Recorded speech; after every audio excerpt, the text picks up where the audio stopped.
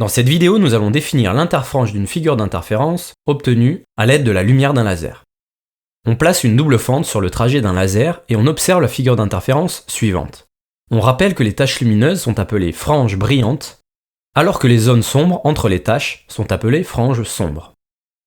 L'interfrange est la distance séparant deux franges sombres ou deux franges brillantes consécutives, c'est-à-dire qui se suivent. Comme sur notre schéma, cette grandeur est notée I, et elle s'exprime en mètres.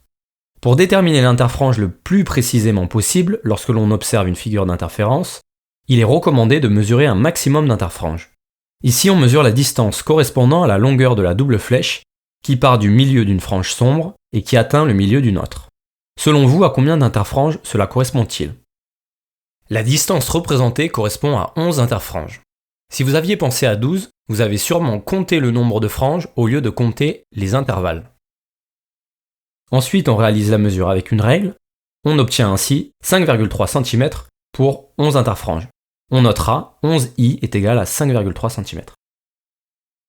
On en déduit que i est égal à 5,3 divisé par 11, soit 4,8 mm, ou encore 4,8 fois 10 exposant moins 3 mètres, si on effectue la conversion. Finalement, il faut garder à l'esprit qu'en travaux pratiques, on mesurera toujours, si c'est possible, plusieurs interfranges pour gagner en précision. Voilà, cette vidéo touche à sa fin. Sachez qu'il est possible de calculer la valeur d'une interfrange grâce à une relation dont nous parlerons dans une prochaine vidéo. À bientôt!